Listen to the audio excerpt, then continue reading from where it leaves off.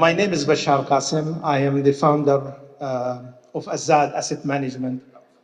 We are a wealth management company based in Falls Church, Virginia. Uh, we want to thank you for taking the time to invite us to speak to Java. Our relationship with Java, I think about 2 years ago during the pandemic, we came to know this wonderful organization. Uh, by education, I'm an engineer. I graduated from University of Jordan College of Engineering back in 1987. And I can see we're at the end of the curve. And I see, mashallah, many young people from my school leading this wonderful efforts. And I'm really very happy to work with Java, and I think we can achieve a lot, inshallah, to serve our community here in the US and also back home. Um, like After I graduated back in 1987, I came to the US, don't know what to expect. I joined a computer company, later known as America Online. I was one of the 30 people hired by AOL. And I saw this tiny little company in 10 years grew from market value 20 million to almost 260 billion. And I was so fortunate to be working with the founding people. So I got what they call the bug of entrepreneurship. And Azzad, it's a story by itself. We can talk too much about it, too long. But we built this company block by block from 1997 to 2023. That's almost 26 years. And it's a system, financial system. As you know, we are one of the most regulated financial jurisdiction in the whole world. And alhamdulillah, we did a lot of things. We built this organization from nothing to managing assets, almost $1.5 billion. And we built products like mutual funds and tools that they are really unique to our value.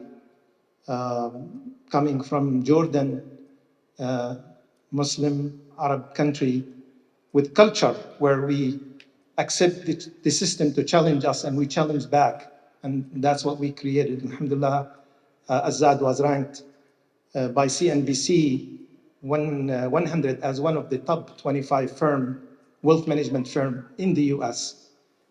With me here, Fatima Iqbal. Fatima Iqbal, she is a senior financial planner and investment advisor. And inshallah, she's going to tell you more about Azzad and how we can help Java members and the organization itself.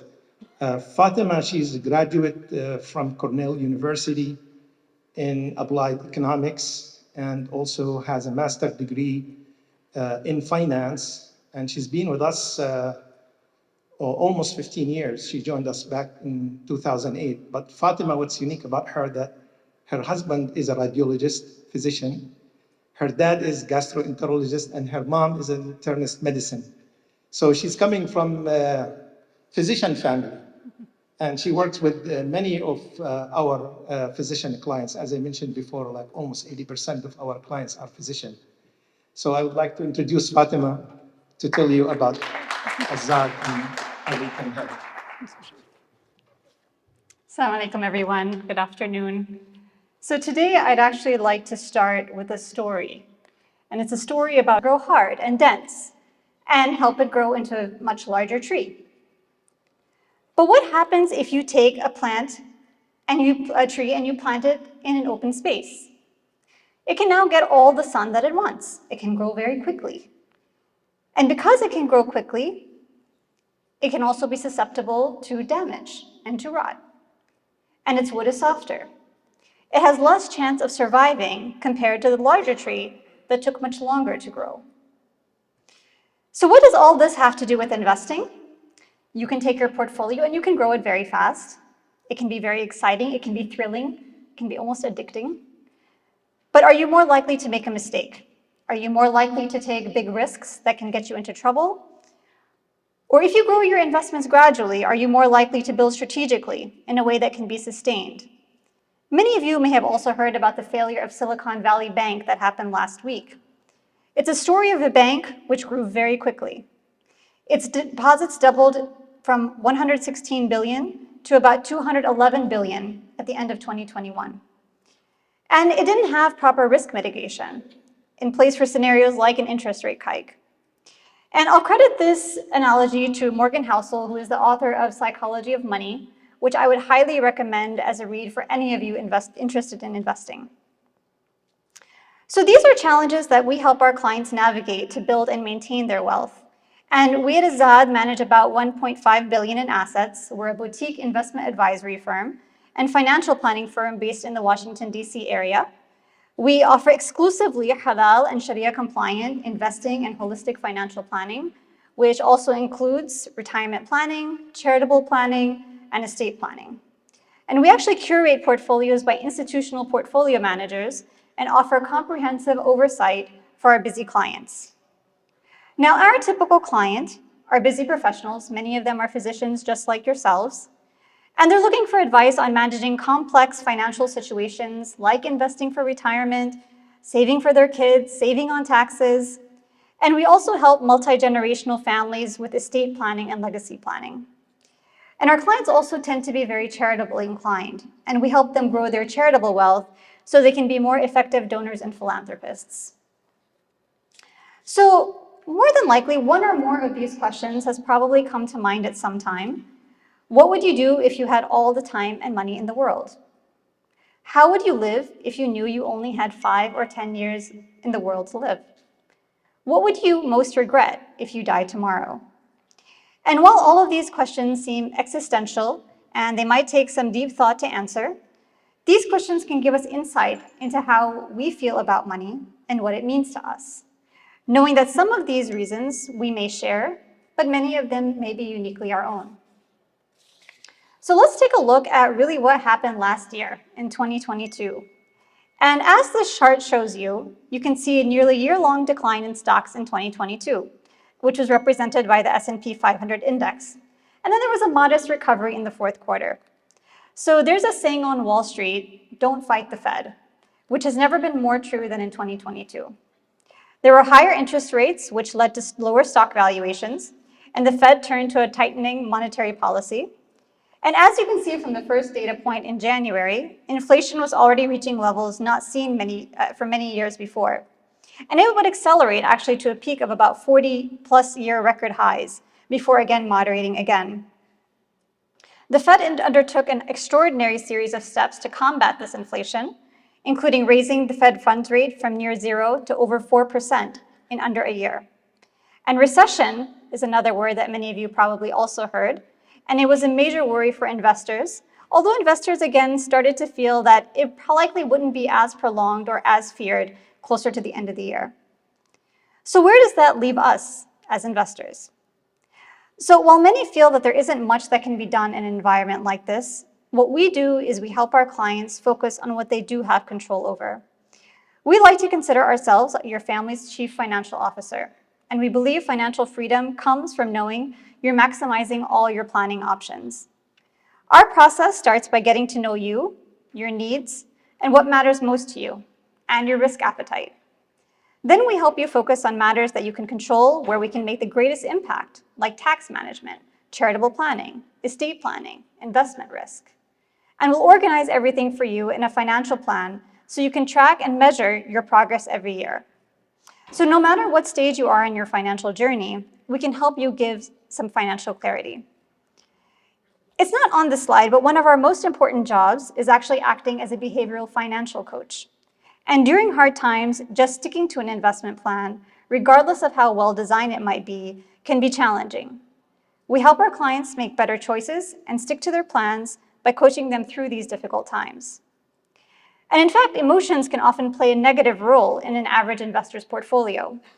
Because investors on their own tend to rely on their feelings about what it feels good to invest, they make mistakes like buying high and selling low, ignoring risk, Alhamdulillah, Azzad was recognized as one of the top 25 companies named to the CNBC Financial Advisor 100 list.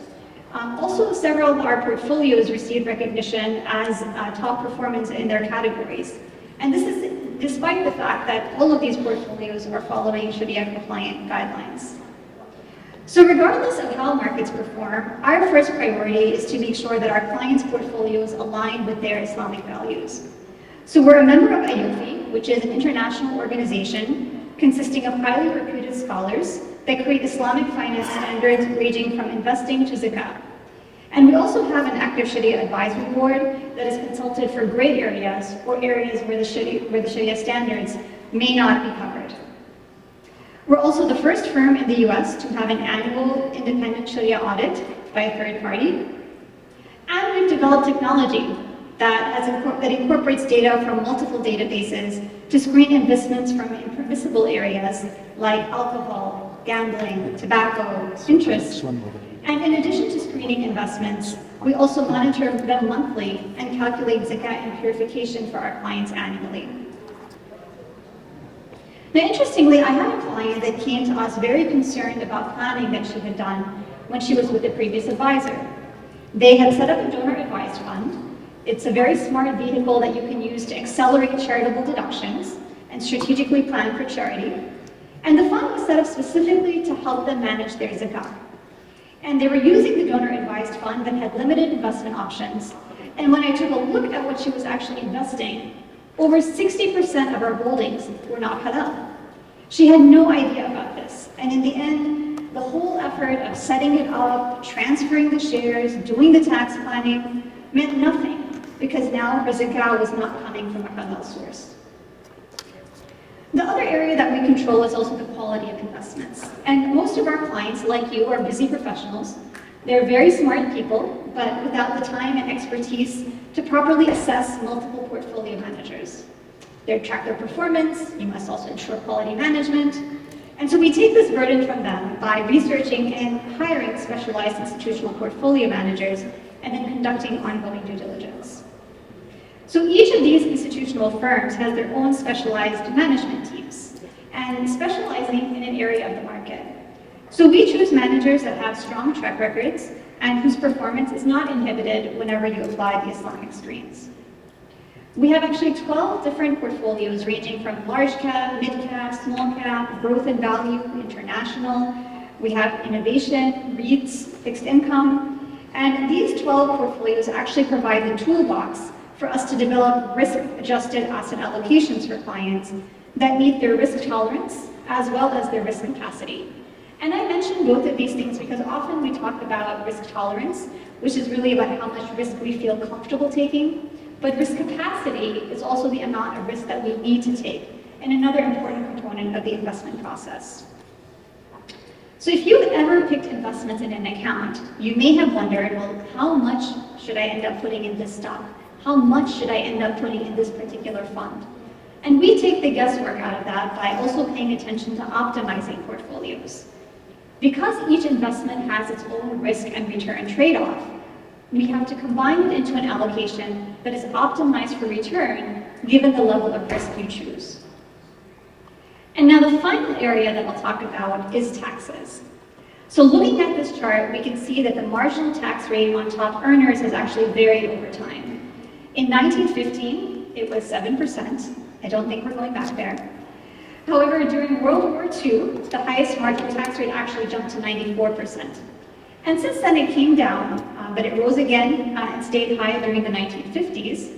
And despite being at 50% for most of the 1980s, it dropped and stayed at 28% for 3 years during the late 1980s, before rebounding back to about 39.6% in 2015.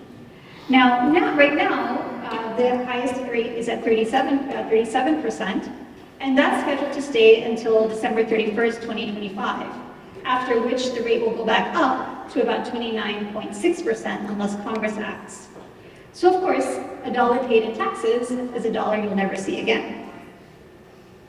Now the important part to understand about tax planning is you have to understand when within your lifetime is it smart to pay taxes.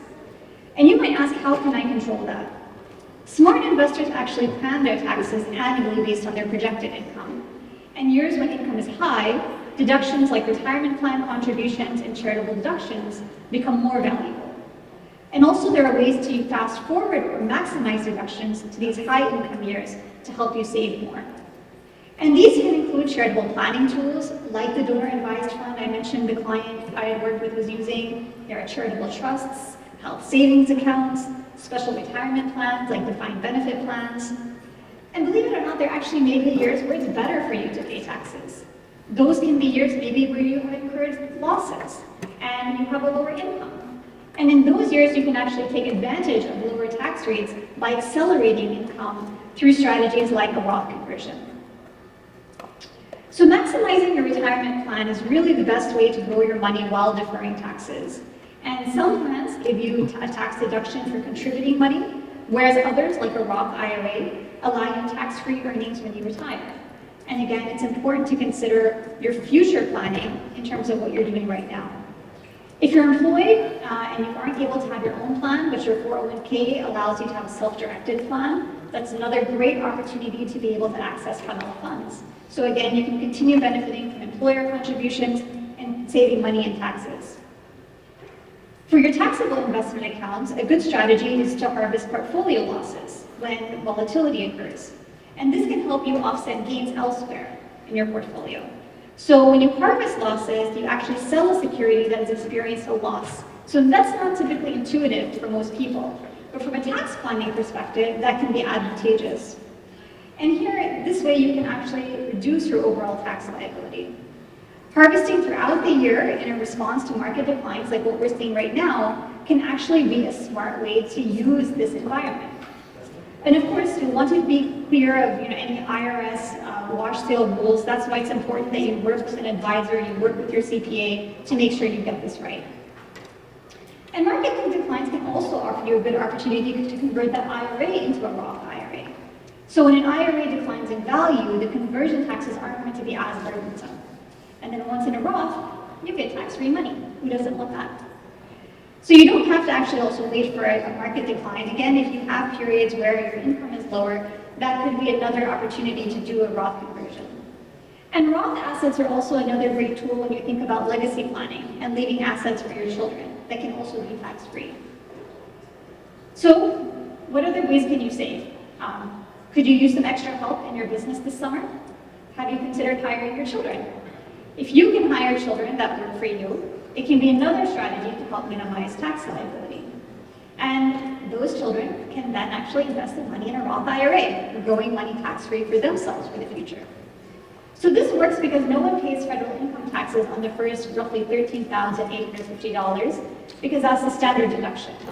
So your children can then put away like almost $6,000 into a Roth IRA and let that money grow tax-free. And finally, donating appreciated shares rather than cash can be another good strategy for charity planning. Your assets won't be depleted by the capital gains when you donate appreciated shares rather than selling them. And this also allows your chosen charity to accept more of your gift. And you'll be able to claim the full value of your gift on the tax return. So this ends up being a win-win for both you and your favorite charity. And for anyone who either themselves is over 70 and a half, has parents who may be in that age range, they can actually contribute from their IRA directly to a charity and avoid paying income tax on that IRA completely. So even if you're saving in your IRA right now, yes, you think about it for retirement, but it can also be a planned charitable savings tool for you in your 70s and after. So we've covered a lot of information, but I hope this provides you with some perspective. There are things we can't control, like the stock market, but the things that we can control, having good quality investments, taking care of our values, and tax planning can help us weather through these types of economic storms. Inshallah, me and Bashar will be here the rest of today and happy to take any questions you might have.